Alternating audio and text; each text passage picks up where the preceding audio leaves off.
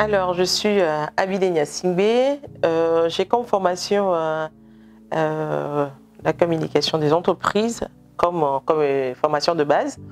Mais j'ai évolué en tant que journaliste. J'ai fait du journalisme radio avant d'être mutée à la télé et où je travaille présentement en tant que journaliste, présentatrice, reporter. Et donc, je suis également en train de préparer mon émission qui va concerner tout ce qui touche à la décentralisation. Et à mes temps de pause, je suis également modératrice. Hein, je participe à des activités si l'on a besoin de moi ou des animations, surtout pour des enfants. Des animations pour enfants récréatives, ces rencontres récréatives. Et donc, je suis également conseillère et vice-présidente d'un club sportif, un tir d'arc, que je viens récemment de commencer également.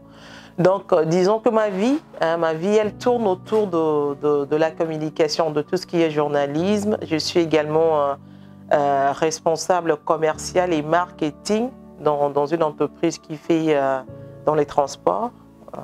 Pas pour faire de la publicité, bon, je tais le nom. Donc, c'est à peu près ça.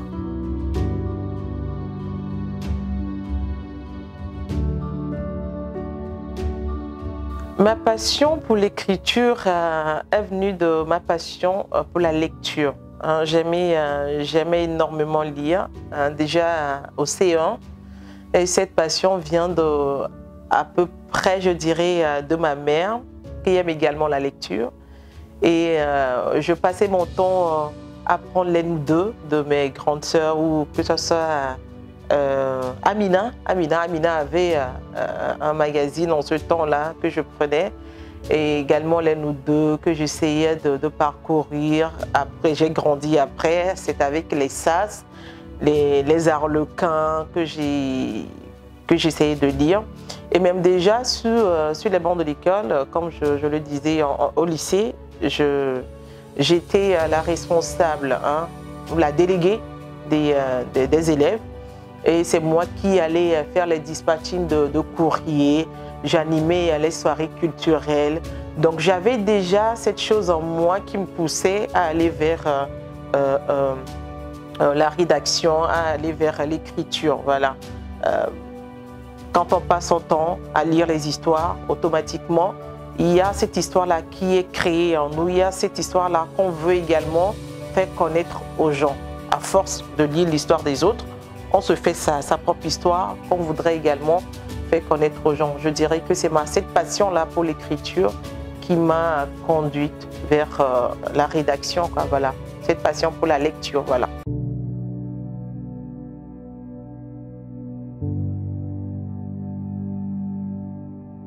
Oui.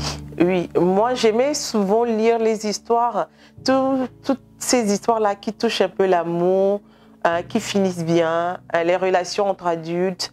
J'aimais pas trop, c'est vrai que j'aimais les sas, c'est de Malko. Quand tu lis Malko, c'est-à-dire que la description même, l'écriture est tellement parfaite que tu te mets même dans le cœur de l'écrivain. C'est-à-dire que la description te fait te mettre à côté de l'auteur. C'était comme si tu étais là, tu vis l'histoire. Et donc, ce sont des histoires un peu, quand tu lis Malko, c'est vrai que c'est un peu de la tragédie, c'est un peu des enquêtes, mais au fond, vous avez cette petite histoire d'amour qui se passe entre une femme et un homme et qui finit surtout sur de bonnes notes. Et moi, j'adorais. Ce qui m'a un peu amené aussi à être un peu dans cette lignée-là, à vouloir écrire une histoire qui raconte des histoires amoureuses, des relations qui finissent un peu bien, pour donner cet espoir aux gens qui pensent que l'amour n'existe plus, que l'amour c'est de l'intérêt, que l'amour maintenant c'est du mirage, que l'amour c'est abstrait.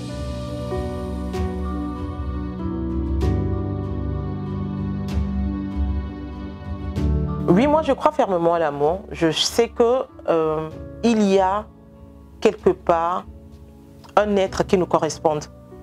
Il y a quelque part un être ce n'est pas pour rien, hein. Moi je suis un peu croyante aussi, ce n'est pas pour rien quand dans la Bible on dit que la femme est issue de l'homme.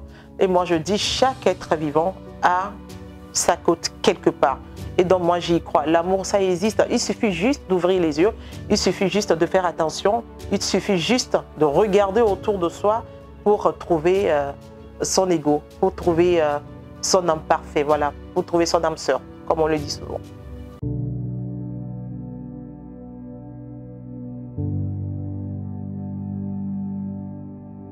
Oui, moi j'y crois. C'est vrai que les relations entre adultes, quand l'homme est plus âgé que la femme, au niveau de la femme, ça peut causer quelques soucis, surtout quand on a 15, 16 ou 17 ans.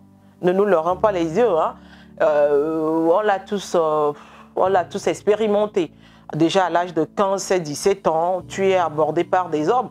Et surtout quand tu as, moi personnellement, quand je prends mon exemple, j'ai eu cette corpulence-là assez très développée. Déjà, quand vous me voyez à 16-17 ans, j'avais la forme, j'étais grande, mais je n'étais pas grande en âge. Et il n'y a que ces hommes mariés là qui vous abordent et puis tout. Mais on ne peut pas choisir d'aimer celui-là ou celle-là. C'est le cœur qui dicte, c'est le cœur qui parle. C'est vrai que quelquefois on fait intervenir la raison pour juste dire non, je me mets ce stop-là. Et quand il s'agit de cette relation entre un homme âgé et une femme moins âgée, il n'y a pas assez de contraintes. Mais quand, quelquefois, c'est la femme qui est plus âgée que l'homme, par contre, on trouve que mais non, c'est immoral, c'est pas bien. La femme, tu sors avec une vieille, mais tu sors avec une vieille. L'amour, est-ce que c'est une question d'âge? Qu'est-ce que l'âge vient chercher en une relation entre deux personnes? Ça n'a pas de sens. Ça n'a pas de sens. C'est l'amour. On parle de l'amour. Que ce soit la femme qui est plus âgée ou que l'homme qui est plus âgé, on parle d'un sentiment. Un sentiment qu'on ne maîtrise même pas. Hein? On ne sait même pas quand ça naît. On ne sait pas quand ça grandit. On ne sait pas quand ça part ou dans quelle direction ça va. Et je ne vois pas pourquoi est-ce qu'on ne peut pas croire en l'amour entre une personne âgée et une personne moins âgée. Et l'autre côté, aujourd'hui, quand on parle vrai, quand on vous dira oui, cet homme, elle est riche, il est issu d'une classe sociale vraiment, et qu'est-ce que tu vas chercher chez cette fille qui est pauvre et puis tout. Mais je me dis, c'est dans les années 80, 90 ou peut-être, oui 90, mais 2000, c'est révolu quoi. C'est révolu. Les riches peuvent épouser les pauvres. Quand vous voyez un peu tout ce qui entoure cet homme riche ou cette femme riche et le pauvre, on dit souvent que non, c'est par intérêt qu'elle te suit, c'est par intérêt qu'elle est en train de faire cette relation-là. Elle ne t'aime pas, c'est parce que tu es riche. Mais est-ce que moi je pense ça avec des pincettes quoi. C'est apprendre avec réserve. On peut aimer la personne. Elle est riche ou pas, peu importe. Elle est pauvre ou pas, peu importe. Moi je dis c'est le sentiment qui compte. Est-ce que tu aimes cette personne-là? Est-ce qu'elle t'apporte quelque chose? Est-ce que tu es à l'aise à ses côtés? Est-ce que tu es en paix à ses côtés? Est-ce que tu es heureuse à ses côtés? Est-ce que tu ris à ses moindres gestes? Est-ce que ces pagailles, est-ce que ces phrases te font rire? Eh mais bien, c'est ça l'amour. Peu importe que la personne soit riche ou pauvre, peu importe que la personne soit âgée ou moins âgée, c'est le cœur qui compte, c'est le sentiment qui compte pour moi.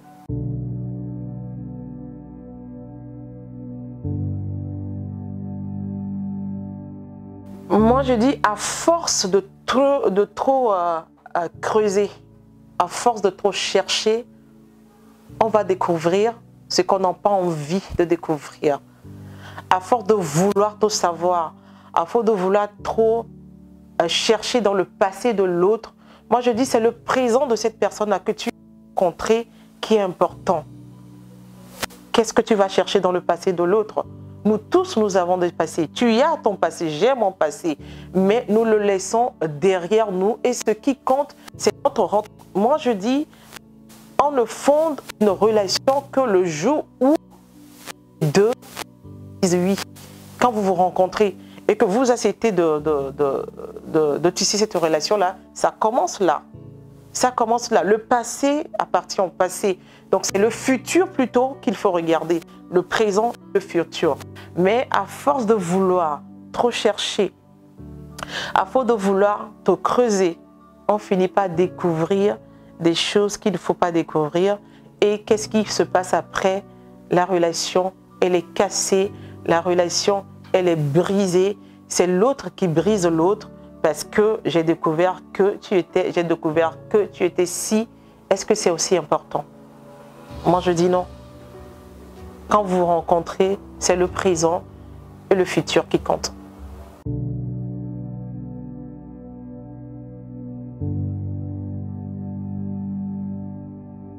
Non, mais c'est d'abord un sentiment de fierté. C'est un sentiment de fierté d'avoir réussi quelque chose. C'est un sentiment de joie, hein, de joie d'avoir réussi, d'avoir pu apporter cette petite chose-là à tout le monde. Je dirais que peut-être que c'est parce que l'histoire, il est un peu histoire amoureuse que les gens s'y intéressent. Hein. Tout ce qui touche à l'amour, il faut dire que tout ce qui touche à l'amour intéresse les gens. Et moi, je dirais aussi que l'histoire d'une vie retrace cette histoire que nous avons vécue ensemble. Nous avons vécu, tout le monde l'a vécu. C'est pourquoi je l'ai intitulé l'histoire d'une vie. C'est mon histoire, c'est votre histoire, c'est l'histoire de tout le monde. Et tout le monde est tombé une fois amoureuse. Tout le monde a eu le cœur brisé une fois. Personne ne me dira qu'il n'a jamais eu le cœur brisé. Quelqu'un ne me dira jamais, 99,9% des personnes n'ont pas épousé ceux avec qui ils ont eu leur première relation. Non, on aime toujours la première personne. Bon, c'est un peu vulgaire, mais cette personne qui nous a déviergés, on l'aime toujours. Mais est-ce que c'est cette personne-là qu'on épouse? Non. Donc l'histoire d'une vie, tout le monde se voit dans l'histoire d'une vie. Vous êtes une fois tombé amoureux. Vous avez déjà une fois rencontré l'ex de votre conjoint ou de votre conjointe.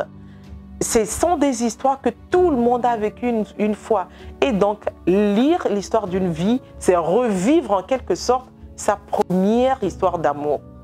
C'est à peu près ça. Je me dis, c'est forcément ça qui fait que tout le monde se voit, tout le monde se reconnaît dans cette histoire-là. Ce qui peut expliquer peut-être cet engouement ou cette passion ou cet amour pour des lecteurs, des lectrices à aller vers l'histoire d'une vie.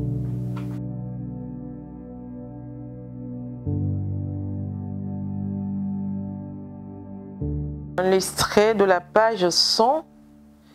Jennifer avait très hâte de retrouver Navid ce matin. Elle était inquiète parce qu'il n'était pas venu dîner la veille et il n'avait pas appelé non plus. Son portable était inaccessible quand elle avait tenté de le joindre. Elle avait les 2 premières heures libres et fila donc chez son amoureux. « Bonjour Eric. »« Bonjour madame. »« Monsieur est là ?»« Oui. Je pense qu'il dort encore. » Eric était l'agent de sécurité de la maison. Il lui ouvrit la grille. Elle passa par la grande porte qui menait directement dans leur chambre, dans cette chambre où elle avait connu, pour la toute première fois de sa vie, amour et passion dans les bras de Navid. Elle avait hâte de lui faire une surprise. Elle ouvrit la porte de la chambre et fut surprise non pas la présence de son amour, mais par celle d'une silhouette féminine qui dormait encore dans leur lit. Au bruit des pas, Claire, sans se retourner dans le lit, dit « Navid, qu'il fait si bon de se réveiller dans ce lit doué. Allez, viens m'embrasser, j'ai une folle envie de toi. Nous vivons encore des sentiments forts comme tu les aimes. » Interloquée, Jennifer sortit de la chambre. Ainsi, elle n'était pas la seule dans la vie de Navid. Il y en avait une autre, et qui de surcroît venait passer des nuits torrides dans le même lit qu'elle. Ils avaient, cette fois-ci, encore passé un bon moment ensemble. Cela expliquait en fait pourquoi Navid n'était pas venu dîner chez ses parents. Tous ses rêves s'envolaient. Pourquoi avait-elle été si naïve de prendre Navid pour un ange? Elle devait s'en douter depuis le début. Un homme aussi convoité que lui ne pouvait pas vivre seul. Elle n'était sûrement qu'une distraction ou un lot de consolation après une blessure. Elle couvrit son visage avec ses mains et éclata en sanglots. Pourquoi elle? Pourquoi Navid l'avait-elle trompée?